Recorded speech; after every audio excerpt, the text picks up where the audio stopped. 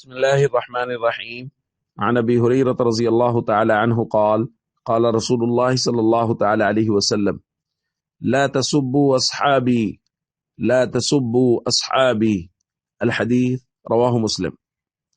نبی کریم صلی اللہ علیہ وسلم نے ارشاد فرمایا میرے صحابہ کو برا مت کہو، میرے صحابہ کو برا مت کہو۔ دوسری روایت میں حضور علیہ الصلوۃ والسلام نے ارشاد فرمایا اللہ اللہ فی اصحابی، اللہ اللہ فی اصحابی، میرے صحابہ کے بارے میں اللہ سے ڈرو، میرے صحابہ کے بارے میں اللہ سے ڈرو۔ لا تتخذوہم غرضا بعدی، میرے بعد ان کو تان کا نشانہ نہ بناؤ۔ فمن احبہم فبحبی احبہم، جو صحابہ سے وہ محبت کرتا ہے وہ میری محبت کی وجہ سے صحابہ سے محبت کرتا ہے۔ ومن ابغضہم فببغضی ابغضہم، اور جو صحابہ سے بغض رکھتا ہے وہ میرے بغض کی وجہ سے صحابہ سے بغض رکھتا ہے۔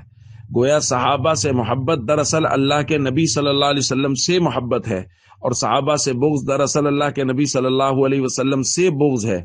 اس لیے اپنے ایمان کو بچائیں، صحابہ کرام کے بارے میں ہمیشہ محبت پیار کے جذبات رکھیں، صحابہ اور اہل بیت سے یکساں محبت کریں۔ اور میں ایک جملہ ہمیشہ کہا کرتا ہوں، کسی بھی امتی کا قلم، یعنی صحابہ کے بعد آنے والے لوگوں کا قلم یہ فیصلہ نہیں کرے گا کہ صحابہ کیسے تھے، کہ کوئی لکھے بتائے کہ جی میری تحقیق صحابہ کے بارے میں یہ ہے۔ تو کون ہے تحقیق کرنے والا؟ میں کون ہوں تحقیق کرنے والا؟ اللہ کے نبی کی تحقیق ہے، اللہ کے قرآن کی تحقیق ہے۔ وَكُلًّا وَعَدَ اللَّهُ الْحُسْنَى، کے سارے کے سارے صحابہ جنتی ہیں۔ اس لیے تحقیق کے نام پر جو لوگ صحابہ پر عدم اعتماد کروانے کی کوشش کر رہے ہیں ان کے پروپیگنڈے میں مت آئیے۔ کسی امتی کا قلم یہ فیصلہ نہیں کرے گا کہ صحابہ کیسے تھے، بلکہ صحابہ کے بارے میں کون کیا لکھ رہا ہے یہ بات فیصلہ کرے گی کہ اس کا قلم کیسا ہے۔ کسی کے قلم سے نکلی ہوئی تحریر پڑھنے کے قابل ہے یا نہیں، اس بات سے اس کا پتہ چلے گا کہ اگر اس کی تحریر میں صحابہ کے لیے ادب اور احترام ہے تو اس کی تحریر پڑھی جائے، اس کی ویڈیو سنی جائیں، اس کی آڈیو سنی جائیں۔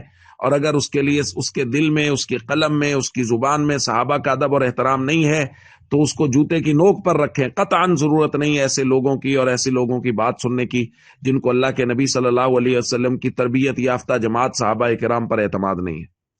السلام علیکم ورحمۃ اللہ وبرکاتہ۔